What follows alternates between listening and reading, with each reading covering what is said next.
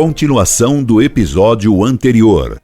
E por que nunca me explicaram o que era a corte e o que fazia o tribunal romano lá, no Horto das Oliveiras, sem licença de Pilatos? E acho que até hoje nenhum padre e ninguém explica para os católicos o que se deve entender por corte, que evidentemente não era a corte do rei nenhum.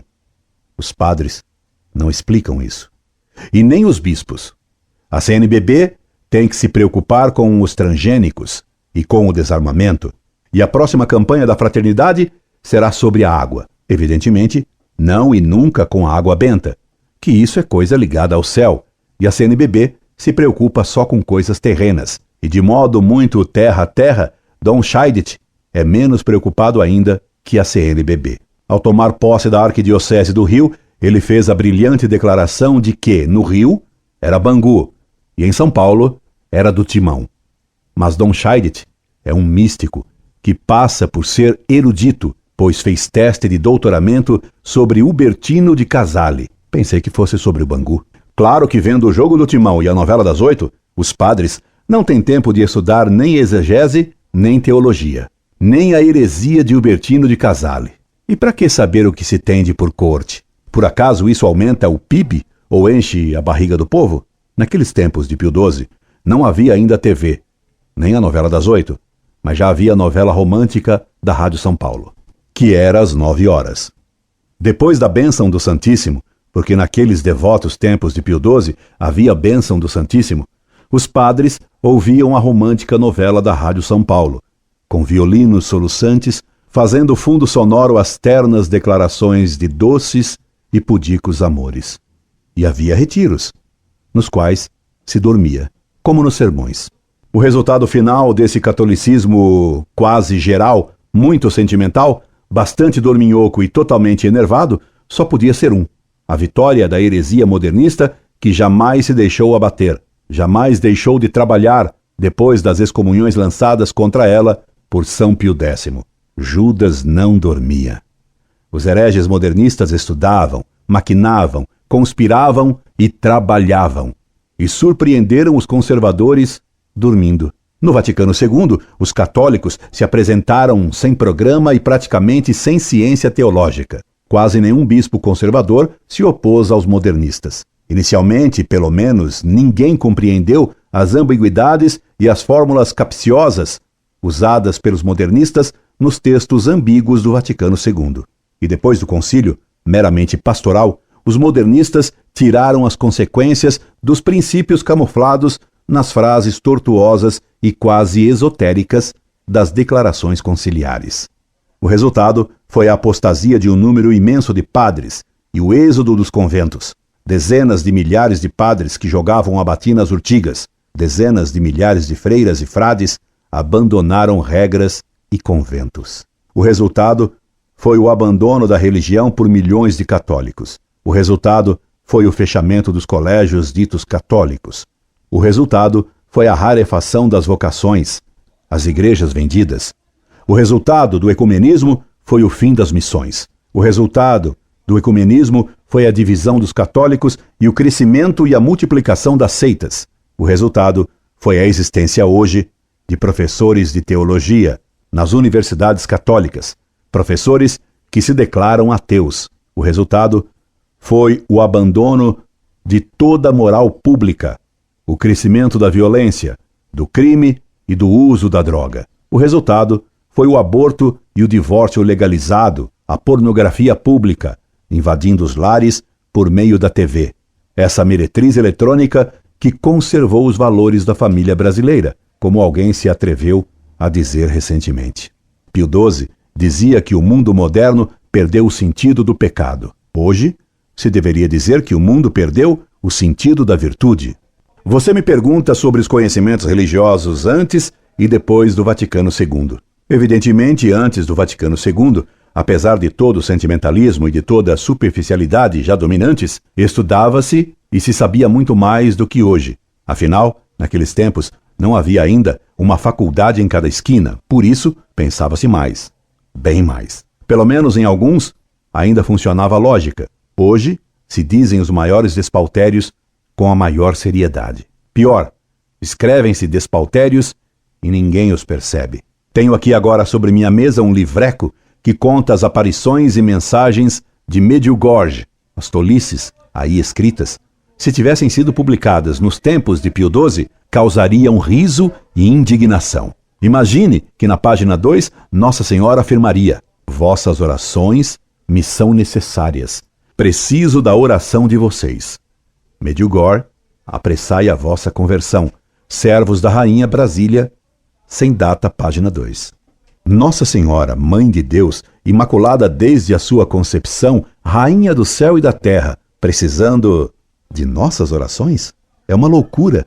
E logo na página 1, Nossa Senhora, pretensamente educada como locutora de rádio, é quem agradece a atenção que lhe foi dada pelos pseudovidentes, como se estes tivessem feito um favor a ela. Obrigada por vocês terem aceitado o meu convite. Também, nesta tarde, queridos filhos, estou particularmente reconhecida a vocês por terem vindo até aqui.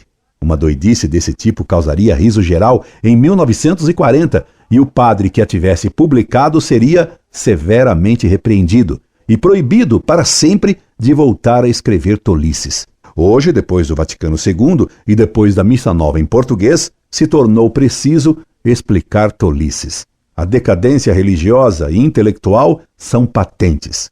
Tenho também outro livreco à minha frente. É do famoso padre Jonas Abib, que, ao que parece, só escreve livrecos. Este é do Arco da Velha. Intitula-se Orando com Poder. Nele, Padre Abib defende heresias e afirma incríveis teses, como, por exemplo, esta: quando Jesus vier, vai desposar esta terra, esta igreja e esta humanidade. Padre Jonas Abib, Orando com Poder, editora salesiana, São Paulo, 2001, página 16. Imagine-se, Cristo desposando esta terra. Após o Vaticano II, se perdeu não só a noção de pecado e da virtude, mas também a do ridículo. E ainda há quem considere esse padre um santo apóstolo. E a heresia está em acreditar num segundo advento de Cristo, para reinar na terra, heresia milenarista e protestante que Padre Jonas defende explicitamente nesse seu livreco citado acima. Eis o que ele escreveu: ele virá para reinar sobre a terra. Padre Jonas Abib, Orando com o Poder, editora salesiana, São Paulo, 2001, página 23. E Padre Jonas Abib, no afã de combater a heresia marxista e racionalista da teologia da libertação, acaba por defender o milenarismo irracionalista, ao dizer: eles também não acreditam na segunda vinda de Jesus. Padre Jonas Abib, Orando com o Poder, editora salesiana, São Paulo, 2001, página 83.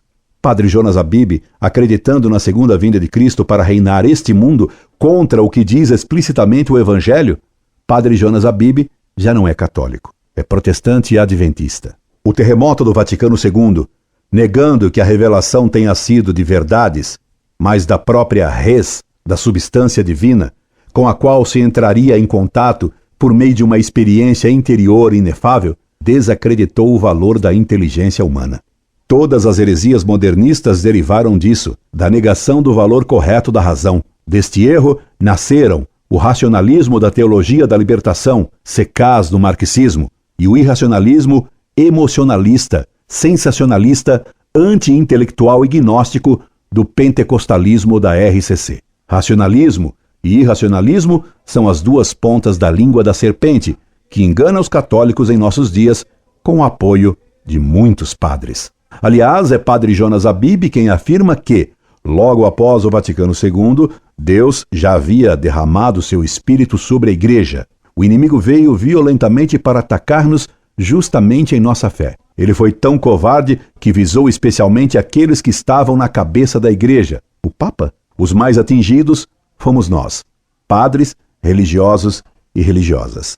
Padre Jonas Abib, Orando com o Poder, editora salesiana, São Paulo, 2001, página 55. É o Padre Jonas Abib quem afirma tal coisa. Você me pergunta ainda sobre o latim, escrevendo-me: pergunto o que há de herético no povo que vai à missa em entender o que se fala para Deus.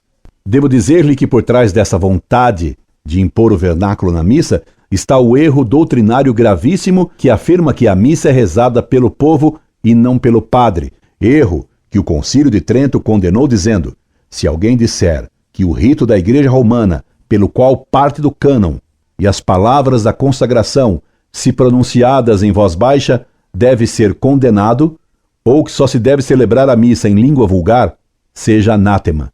Concílio de Trento, Cânones sobre os Santos Sacrifícios da Missa, Cânon 9, Denzinger 956. Além disso, se cada povo rezar em sua língua própria, se perde a noção da unidade da Igreja. Foi em Babel que, com o pecado, as línguas se dividiram. Foi no Pentecostes que a unidade da fé restabeleceu a unidade das línguas. E o latim dificulta a introdução de erros, enquanto que nas línguas vivas as palavras mudam de sentido, facilita a introdução de erros. E argumentam alguns que o povo entende a missa em português. Será? Que entende o povo quando se diz que Cristo é Filho de Deus? E que entende o povo, e até que entende a maioria dos padres de hoje, que leem gibis ou que torcem pelo bangu ou pelo timão, sobre o que é o verbo? E poderia eu multiplicar as perguntas sobre as palavras da missa, perguntando o que significa a expressão "Ele está no meio de nós". A verdadeira explicação dessa estranha expressão iria muito longe. Essa primeira carta, respondendo à sua pergunta, já vai longa e por hoje encerro o nosso bate-papo. Noutra missiva, analisarei mais a fundo, como você me pede, o problema da RCC. Incorde Jesus Semper, Orlando Fedeli. Continua no próximo episódio.